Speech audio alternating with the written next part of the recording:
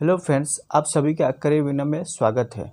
आशा करते हैं कि आप सब अच्छे होंगे। इस क्वेश्चन सीरीज में आज हम लोग देखेंगे, एक चैप्टर है ब्रिटिश शासन का भारतीय अर्थव्यवस्था पर प्रभाव। यानी इससे जो भी क्वेश्चन आया हुआ है उसको हम लोग आज देखेंगे। यह बहुत ही इम्पोर्टेंट क्वेश्चन होगा और इस सीरीज का फ़ायदा जो बीपीएससी एग्ज़ाम टीचर का कंडक्ट करने जा रही है उसके लिए बहुत ही ज़रूरी है और दरोगा अभ्यर्थी के लिए भी बहुत ज़रूरी है। और इस क्वेश्चन को प्राप्त करने के लिए आप मेरे टेलीग्राम चैनल पे जुड़ सकते हैं। दोस्तों, इस चैनल को आप लोग प्रमोट कीजिए ताकि हम अच्छा से अच्छा वीडियो ला सकें। चलिए दोस्त, फर्स्ट क्वेश्चन देखते हैं कि होम चार्जेज के बारे में बताना है कि होम चार्जेज का यूज कहाँ कहाँ होता था, उसके बारे में। फर्स्ट में है कि लंदन में इंडिया ऑफिस के भरण पोषण के लिए प्रयोग में लाई जाने वाली निधि थी। भारत में कार्यरत अंग्रेज कर्मचारियों के वेतन और पेंशन देने हेतु प्रयोग में लाई जाने वाली निधि है। 3 में है कि भारत के बाहर हुए युद्धों को लड़ने में अंग्रेजों द्वारा प्रयोग में लाई जाने वाली निधि है। तो जो होम चार्जेज था उसका यूज फर्स्ट और सेकेंड के लिए किया जाता था, लेकिन बाहर में यूज जो हो रहा था उसके लिए नहीं किया जाता था। और यह होम चार्जेज किसके द्वारा लगाया जाता था? तो इंग्लैंड में स्थित राज्य सचिव द्वारा भारत सरकार की ओर से किया गया व्यय था। ये निधि जो था होम चार्जेज निधि।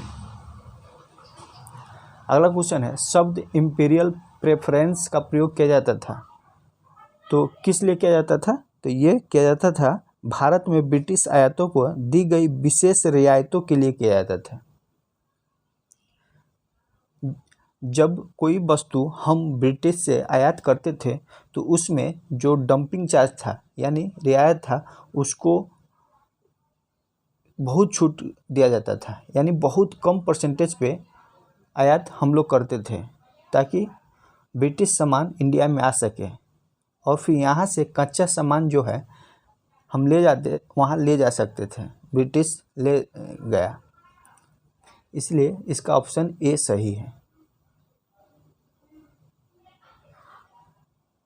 दोस्तों, अगर आप लोग को कोई सुझाव हो तो आप कमेंट करके बता सकते हैं, हम उसको ज़रूर फॉलो करेंगे। अगला क्वेश्चन है, ब्रिटिश शासन के दौरान भारत में उद्योगों का कोई स्वतंत्र विकास नहीं हुआ। कारण क्या था? कारण यह था कि धनिक वर्ग द्वारा भू संपत्ति में निवेश करने को तरजीह दिया जाना। डी आंसर सही है। ब्रिटिश शासन के दौरान भारत में धनिक वर्ग द्वारा भू संपत्ति में निवेश करने का वरीयता दिए जाने के कारण उद्योगों का कोई स्वतंत्र विकास नहीं हो सका। अगला क्वेश्चन है, इस्तेमारी बंदोबस्त किसने लागू किया? तो इस्तेमारी बंदोबस्त लॉर्ड कॉर्नवालिस ने 1793 ईस्वी में लागू किया था और यह समूचे ब्रिटिश भारत के 19% क्षेत्र पर लागू था और यह बंगाल, बिहार, उड़ीसा और उत्तर प्रदेश के वाराणसी तक के लागू था।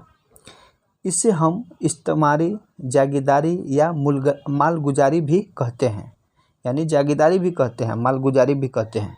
इसमें क्या होता था कि जो जमींदार होता था वो किसानों से राजस्व उछलता था और जमींदार 10/11 भाग कंपनी को देता था और 1/11 भाग अपने सेवा के लिए अपने पास रखता था। इसे हम अस्थाई बंदोबस्त भी कहते हैं। तो आप लोग समझ गए होंगे कि इस्तेमारी बंदोबस्त क्या है। और एक चीज़ इसमें यह है कि जो जमींदार था उसका कोई भी क्षेत्र निर्धारित नहीं था। अगला क्वेश्चन है, किसके प्रशासन काल में अस्थाई बंदोबस्त प्रारंभ हुआ? तो लॉर्ड कॉर्नवालिस के काल में। अस्थाई बंदोबस्त किससे किया गया? तो अस्थाई बंदोबस्त जो है जमींदारों से किया गया है। किससे? जमींदारों से। अगला क्वेश्चन है, अस्थाई बंदोबस्त किसके साथ किया गया? तो जमींदारों के साथ किया गया। अगला क्वेश्चन है, किस गवर्नर जनरल ने भारत में अस्थाई भू राजस्व व्यवस्था स्थापित किया? तो लॉर्ड कॉर्नवालिस ने। लॉर्ड कॉर्नवालिस का अस्थाई बंदोबस्त लागू किया गया तो 1793 में। दोस्तों आप समझ सकते हैं कि एक टॉपिक से हर एग्ज़ाम में क्वेश्चन आता है जो अस्थाई बंदोबस्त है। अभी हाल ही फिलहाल में जो हाई कोर्ट असिस्टेंट का एग्ज़ाम हुआ था उसमें पूछ दिया था कि जो अस्थाई बंदोबस्त है कब लागू हुआ, तो 1793 में। इसलिए कह रहे हैं कि ये सीरीज जो है हर एग्ज़ाम के लिए इम्पोर्टेंस है। अब जो भी एग्ज़ाम दीजिएगा इससे ज़रूर क्वेश्चन आएगा और आप लोग लास्ट क्वेश्चन तक देखिए ताकि आपका 100% तैयारी हो सके। अगला क्वेश्चन है कि 1793 ईस्वी में लॉर्ड कॉर्नवालिस की भू व्यवस्था प्रणाली लागू होने के बाद कानूनी विवादों की प्रवृत्ति में बढ़ोतरी देखी गई। निम्नलिखित प्रावधानों में से किस एक को सामान्यतया इसके कारक के रूप में जोड़ कर देखा जाता है? तो ये एक में है रैयत की तुलना में जमींदार की स्थिति को अधिक सशक्त बनाना, ईस्ट इंडिया कंपनी को जमींदारों का अधिपति बनना और न्यायिक पद्धति को अधिक कार्यकुशलता बनना। डी में है उपयुक्त में से सभी सही नहीं है, तो इसका डी आंसर होगा। क्योंकि 1793 ईस्वी में लॉर्ड कॉर्नवालिस द्वारा प्रारंभ अस्थायी बंदोबस्त भू व्यवस्था प्रणाली में जमींदारों को भूमि पर वास्तविक अधिकार स्वीकृत कर लिया गया था जब तक कि वे लगान एकत्र कर उसका 10/11 भाग सरकार को देते रहते हैं और जमींदार का भू क्षेत्र निर्धारित नहीं था। हम पहले ही बता चुके हैं कि अस्थायी बंदोबस्त में जमींदार जो होता था उसका कोई भू क्षेत्र निर्धारित नहीं था। लगान रहित अनुदान भूमि, चारागाह, परती आदि भूमि निर्धारित न होने के कारण कानूनी विवाद जो है बढ़ा। जमींदार और कृषक के बीच अनेक मध्यस्थों के कारण भी विधिक वादों की संख्या में बढ़ोतरी हुई। अगला क्वेश्चन है बिहार में परमानेंट सेटलमेंट लागू करने का कारण था, तो क्या कारण था? भू राजस्व का राजस्व निर्णय करना, सी आंसर है इसका।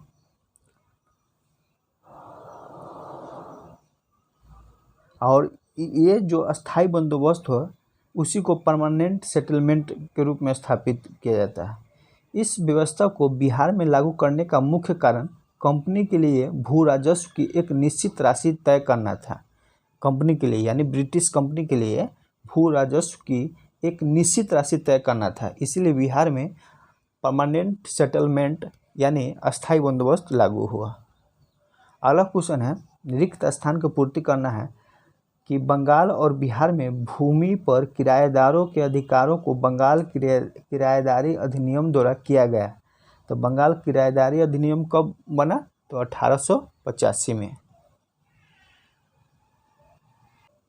ये क्या है? तो ये जो है क्या होता है कि जैसे 1793 ईस्वी में लॉर्ड कॉर्नवालिस द्वारा स्थायी बंदोबस्त लागू किया गया, जिससे क्या होता है कि जमींदारों को कई अधिकार मिल जाते हैं।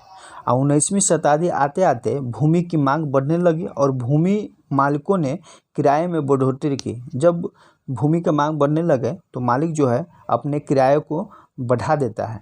यह समय किसानों के विद्रोह का था। इसी बीच बंगाल सरकार ने बंगाल और बिहार में बंगाल किराएदारी अधिनियम 1885 को लागू किया।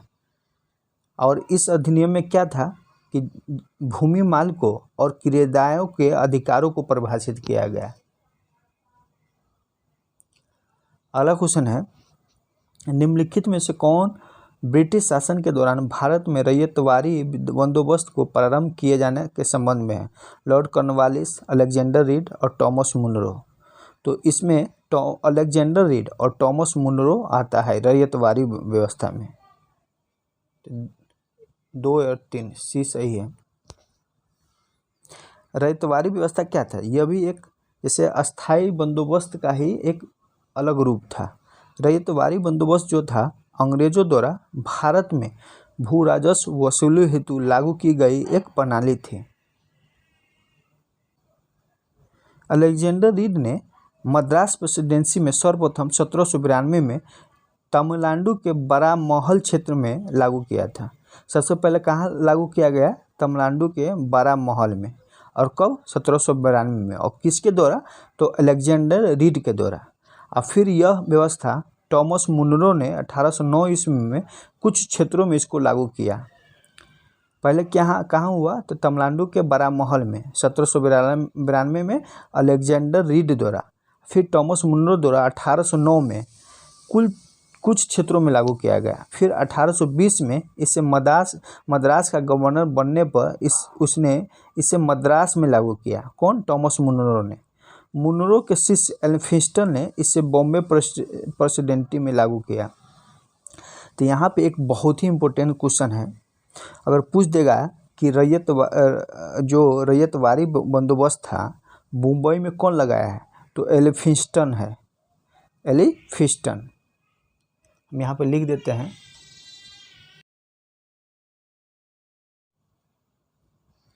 एल्फिंस्टन।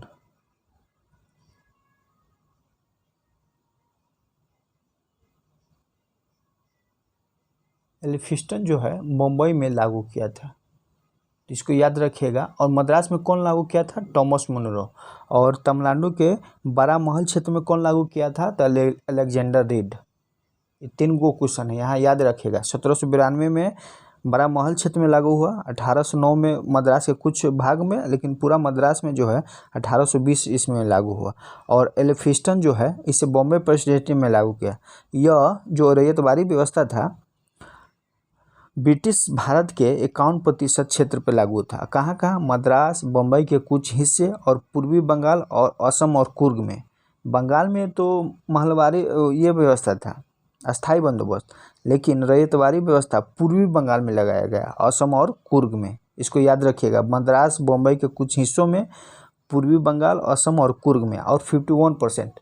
और ये जो व्यवस्था था अस्थाई बंदोबस्त 19% क्षेत्र पर लागू था, ये 51% पे। सबसे ज़्यादा रैयतवारी बंदोबस्त ही लागू हुआ। अगला क्वेश्चन है, भू राजस्व की अस्थाई बंदोबस्त एवं रैयतवारी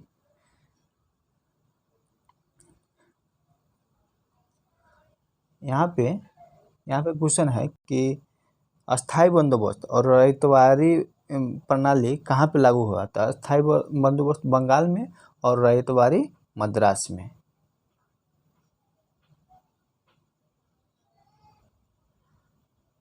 इसमें क्वेश्चन है, सर टॉमस मुनरो भू राजस्व बंदोबस्त से संबंध है, किससे संबंध है, रैयतवारी व्यवस्था से।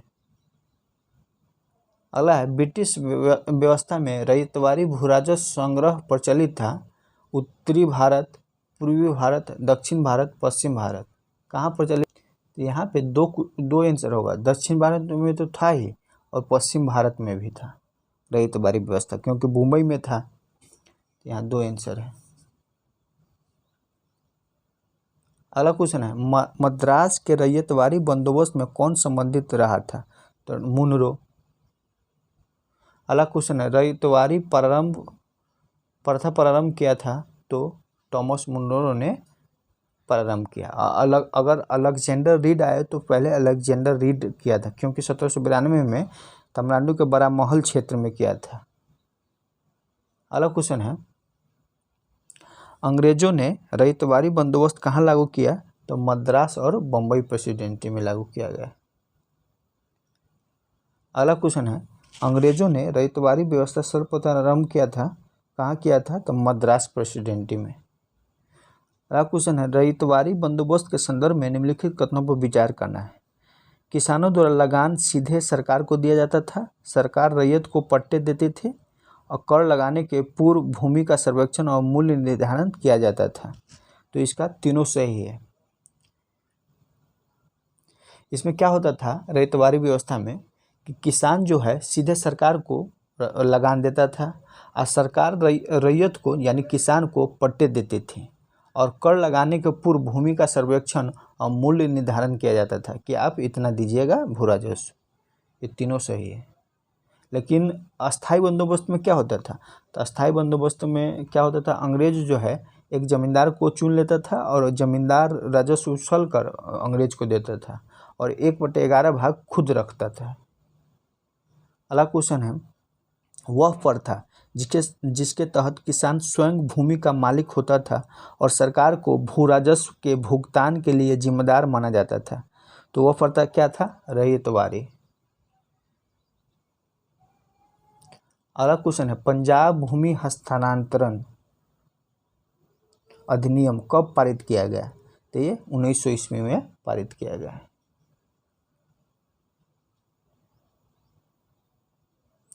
अगला क्वेश्चन है, असम में सर्वप्रथम चाय कंपनी की स्थापना कब हुई? तो ये कब हुआ? ये 1839 ईस्वी में हुआ। यह कंपनी 5 लाख रुपया की पूंजी के साथ इंग्लैंड में स्थापित की गई थी तथा नजीरा असम में इस कंपनी का मुख्यालय था। कहाँ मुख्यालय था? नजीरा। द असम कंपनी भारत की सबसे पुरानी व्यावसायिक चाय कंपनी है जो वर्तमान में भी कार्यरत है। कौन? असम कंपनी।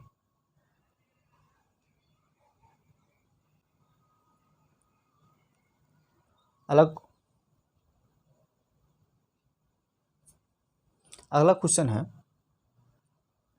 कि मिलान करना है। जजमानी कहाँ लागू था? जजमानी उत्तर भारत में लागू था। और बारह बलूट कहाँ लागू था? तो बारह बलूट महाराष्ट्र में लागू था। और मिरासी कहाँ लागू था?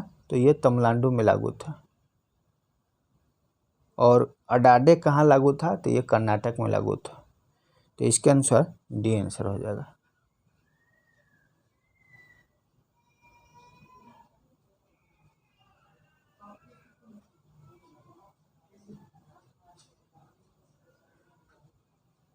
अगला क्वेश्चन है,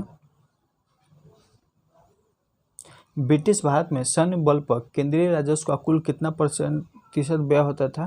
तो ये 40% व्यय होता था। अगला क्वेश्चन है, निम्न में से किसने निकास के सिद्धांत का प्रतिपादन किया था? तो किसने किया था? ये दादा भाई नौरोजी, ड्रेन ऑफ थ्योरी जिसको बोलते हैं। अगला क्वेश्चन है, अंग्रेजों के शासनकाल में भारत के आर्थिक दोहन के सिद्धांत को किसने प्रतिपादन किया? तो ये दादा भाई नौरोजी किया था। अगला क्वेश्चन है, कूट है कि ब्रिटिश काल में सामान्यतः भारत का व्यापार संतुलन अनुकूल था। धन की निकासी का स्वरूप अप्रतिफलित निर्यात था। इसमें से कौन सा सही है और कौन सा गलत है? तो इसमें जो है दोनों सही है और इसका व्याख्या भी कर रहा है। अगला क्वेश्चन है, निम्नलिखित में से कौन भारत में उपनिवेशवाद के आर्थिक आलोचक थे? तो आर्थिक आलोचक कौन थे? तो ये सभी हो जाएगा, दादा भाई नौरोजी, जी सुब्रमण्यम अय्यर और आर.सी. दत्त। 1 2 3 से 1870 से लेकर 1905 ईस्वी के बीच बहुत से भारतीय बुद्धिजीवियों ने ब्रिटिश शासन के आर्थिक पहलू को विश्लेषित किया था। इनमें से ये तीनों का महत्वपूर्ण योगदान है, जैसे दादा भाई नौरोजी, महादेव गोविंद रानाडे, ICS अधिकारी रमेश चंद्र दत्त, आर.सी. दत्त। इन्होंने भारत का आर्थिक इतिहास लिखा। इन तीनों के अतिरिक्त J.V. जोशी, जी सुब्रमण्यम अय्यर, जिसने द हिंदू समाचार पत्र के संस्थापक संपादक था। कौन? जी सुब्रमण्यम अय्यर। अगला क्वेश्चन है, निम्नलिखित में कौन दादा भाई नौरोजी के उत्सारण सिद्धांत में विश्वास नहीं करता था? तो सर अहमद खां ये विश्वास नहीं करता था।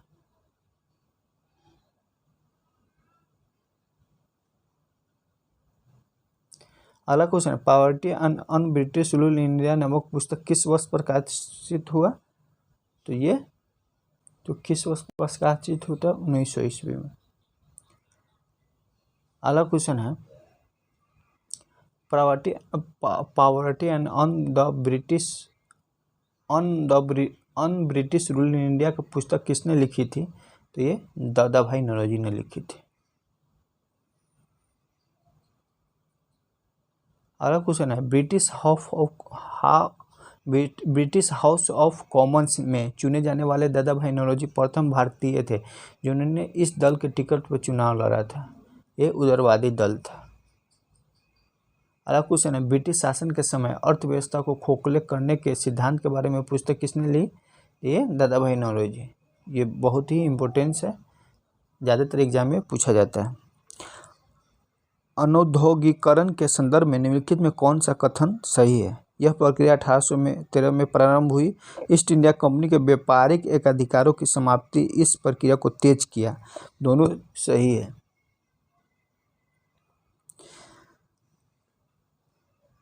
क्या होता है कि 1813 ईस्वी में चार्टर एक्ट द्वारा अनौद्योगिकरण यानी भारतीय व्यापार का एकाधिकार समाप्त करने से शुरू हुई।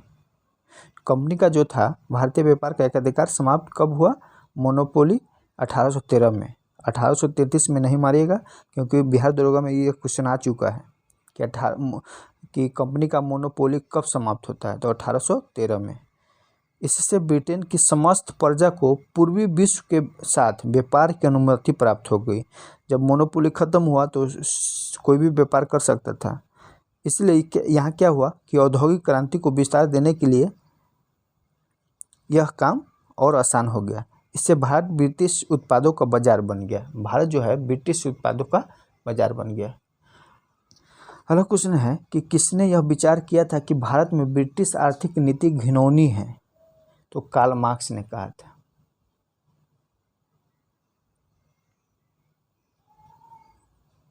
अगला क्वेश्चन है, दक्षिण भारत में सिंचाई व्यवस्था अग्रदूत किसे माना जाता है? तो सर आर्थर कॉटन को माना जाता है। किसको? सर आर्थर कॉटन को माना जाता है। अगला क्वेश्चन है कि भारत के इतिहास के संदर्भ में निम्नलिखित युग्मों पर विचार करना है। औरंग, तो औरंग जो है और क्या है? उपयुक्त युग्मों से सही सुमेलित है। कौन सा सही सुमेलित है? तो ये औरंग राजकोष का प्रभारी, ये गलत है। बेनियान ईस्ट इंडिया कंपनी का भारतीय एजेंट। और मिरासीदार राज्य का नामित राजस्व दाता। तो एक गलत है और 2-3 सही है। औरंग फारसी शब्द है जिसका अर्थ होता है गोदाम। यहाँ पर बिक्री से पहले माल का भंडार किया जाता था। कहाँ? औरंग पर। तो ये गलत हो जाएगा क्योंकि राजकोष प्रभारी दिया है। ये बहुत ही इम्पोर्टेंस है कि औरंग क्या था, तो माल का भंडार करने के लिए औरंग यूज होता था। मिरासीदार क्या है? राज्य का नामित राजस्व दाता है। अगला क्वेश्चन है, आर्थिक तौर पर 19वीं शताब्दी में भारत पर अंग्रेजी शासन का एक परिणाम था। तो भारतीय कृषि का वाणिज्यीकरण हो गया।